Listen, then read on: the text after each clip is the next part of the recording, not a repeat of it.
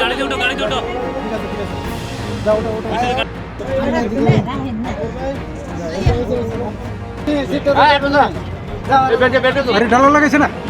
গতকালকে রাত আনুমানিক 9টার আশেপাশে আমাদের কাছে একটা খবর আসে যে দুজন লোক, একজন মেয়ে এবং একজন পুরুষ, আমাদের যে আগরতলা যে জনশতাব্দী এক্সপ্রেস আছে ওইটা দিয়ে আসছে এবং তাদের সঙ্গে আর্মস থাকতে পারে এরকম একটা খবর।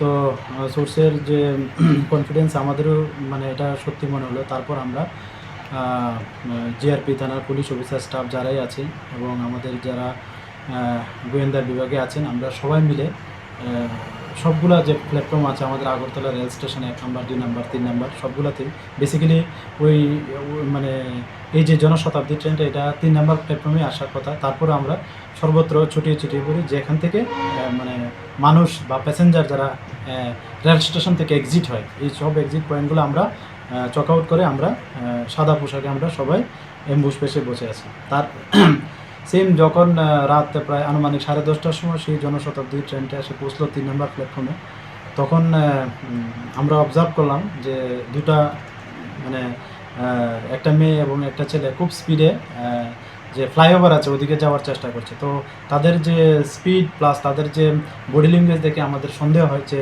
হয়তোবা তারাই হতে পারে। তারপর আমরা তাদেরকে ডিটেইন করি অন দ্য স্পটে। অন দ্য স্পটে যখন ডিটেইন করি তাদের জিজ্ঞেস করলাম বাড়ি কোথায় বা কোথা থেকে আসছে বা কী তাদের কি আইডেন্টিটি। তখন তারা সবগুলো মানে প্রশ্নের উত্তর দিতে পারছিল না এবং এলোমেলোভাবে বলছে।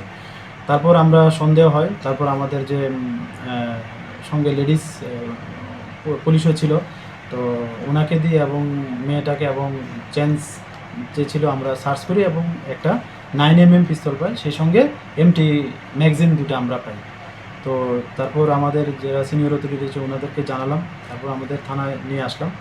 তো এই নিয়ে আমরা একটা আইপিসি এবং আর্মস অ্যাক্টে আমাদের জিআরপি থানাতে একটা মামলা গ্রহণ করি গতকাল রাতেই।